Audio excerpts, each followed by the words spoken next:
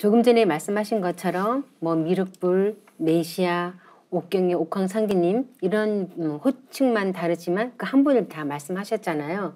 그렇다면 앞으로는 이렇게 절대자에 대한 호칭도 이렇게 통일이 될까요, 소사님? 네네. 그 인류의 통일 문명, 그 인류의 영원한 그 평화 시대를 우리가 이렇게 만들기 위해서는 무엇보다도 하나님 호칭에 대한 통일이 선행되어야 된다. 이런 말씀도 우리가 나눈 적이 있습니다. 그렇다면 왜 이제 분열될 수밖에 없었냐? 호칭이 각각 문화권에 따라서 달라졌냐? 그것은 이 지금껏 인류가 선천, 봄, 여름 시대를 살아왔기 때문에 이 선천, 봄, 여름의 이 특성은 이 분열, 성장하는 시간대이기 때문에 이 모든 문화도 그렇게 분열될 수밖에 없었습니다. 따라서 하나님의 호칭도 문화권에 따라서 다르게 써왔던 것입니다. 하지만 후처는 모든 변화가 통일로 돌아가느니라고 하는 상제님의 말씀처럼 통일 문화를 지향하기 때문에 이제 상제님 진리를 통해서 하나님의 호칭이 바로 쓰는 통일되는 그런 시대가 열리게 됩니다. 하나님에 대한 올바른 호칭은 이 상제님으로 이제 통일되어야 하리라고 봅니다. 네, 참으로 중요한 말씀인 것 같습니다. 하나님의 호칭을 통일하는 것이 곧 인류 화평의 원동력이 된다라고는 난 생각이 드는데요. 그 하나님의 호칭과 관련한 문제는 우리가 그 경전을 번역하는 과정에서 많이 이렇게 문제가 발생하지 않았나요? 네, 하나님의 호칭과 관련한 문제는 그 경전을 번역하는 과정에서도 발생을 합니다. 우리나라에서 신약 성서가 처음 번역되어서 나온 때가 언제냐면 1903년입니다. 거기를 보면은 이 상제의 자 예수 그리스도라고 하는 구절이 나옵니다. 이 자는 아들 자자, 그러니까 상제님의 아들 예수 그리스도라는 구절이 나오는데 이 상제를 그 주석에는 또 어떤 구절이 있냐면은 주석을 보면 상제를 천주라고 또 주석을 했습니다. 사실 성서는 진짜 제가 독하게 읽어본 적이 있어서 얘기할 게 많은데 원래 아람어죠. 예수님 말씀 아람어인데 그게 그리스어로 바뀌고 그게 라틴어로 바뀌고 그게 이제 성서가 보편화되면서 독일어로 바뀌고 그 독일어 성서가 영어로 바뀌고 우리는 아까 1903년도에 그거를 우리나라 말로 신약 성서로 바꿔가지고 상제자 예수 그리스도 이렇게 온 건데 번역하면서 오류가 많고 뉘앙스를 못 찾는 게 많은데 그래서 놓쳐지는 것도 많고 우리가 잘못된 관념으로 상제님의 인격성도 놓쳐버리고 그랬는데요. 이게 번역하고 관련해서는 재밌는 것들이 있어요. 우리나라 지금 대한민국의 초대 대통령의 영부인이 프란체스카 여사님이신데 외국인. 그래서 원래 고향이 오스트리아입니다. 오스트리아.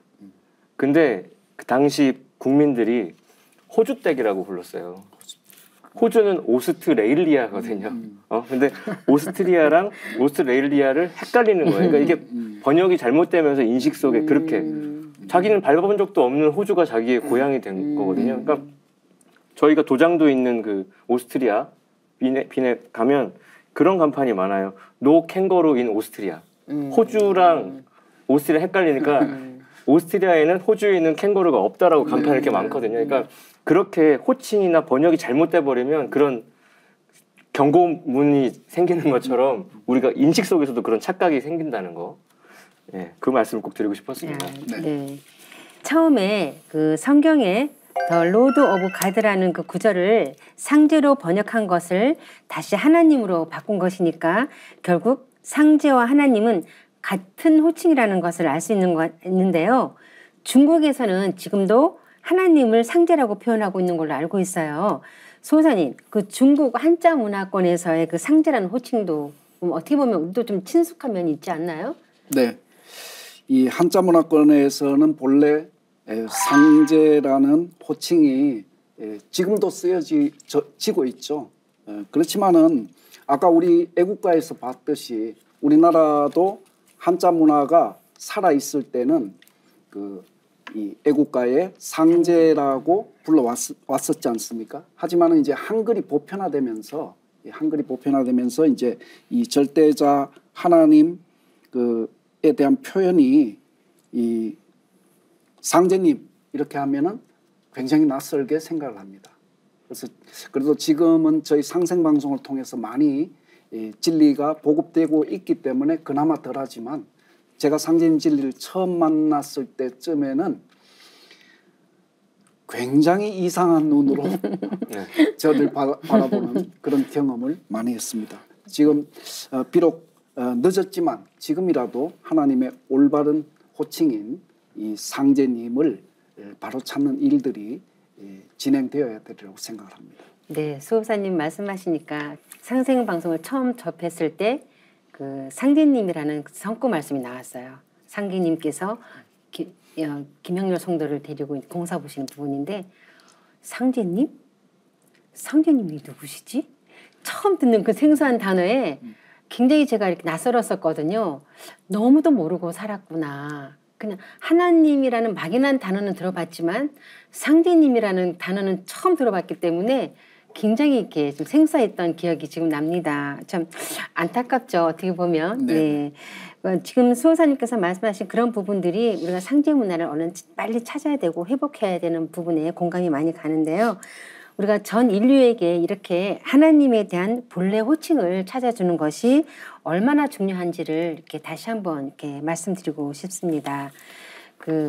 포도님, 하나님의 공식 호칭은 상제님이라는 것을 좀 간략하게 한번 좀 간단하게 한번 좀 우리가 소개해 주시죠. 이제 누차 얘기해 왔는데요. 뭐 공자님도 그렇게 주유천하하면서 자기가 이렇게 천하를 경영할 수 있는 자리에 갔을 때 제일 먼저 하는 일로 정명, 이름부터 바로 잡겠다. 사물에 올바른 이름을 붙이는 거 했는데 그 하나님에 대한 개념 정명에 있어서는 상제라는 용어가 가장 먼저 바로 잡혀야 될 겁니다. 그래야 그로부터 모든 게 바로 잡히는 거죠. 맞습니다. 근데 그 앞서서도 우리가 언급했듯이 상제라는 용어에는 일단 인격성이 들어있어요.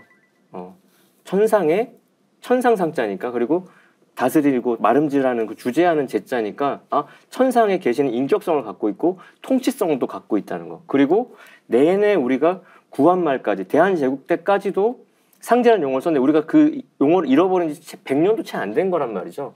그러니까 그 인격성과 통치성과 역사성을 생각할 때 상제라고 말하는 거는, 이걸 되찾아오는 거는 반드시 필요하다 그런 생각을 하게 됩니다. 네, 지금까지 두 분의 말씀을 종합해 보면요. 하나님은 형상이 없는 조물주 하나님과 인간의 형상을 한 주제자 하나님이 계신데 그 통치자 하나님을 삼신상제님, 옥황상제님, 또 백보자의 아버지 하나님, 천주님, 미륵님, 메시아 이렇게 다양한 호칭으로 불러왔다는 것을 알 수 있습니다.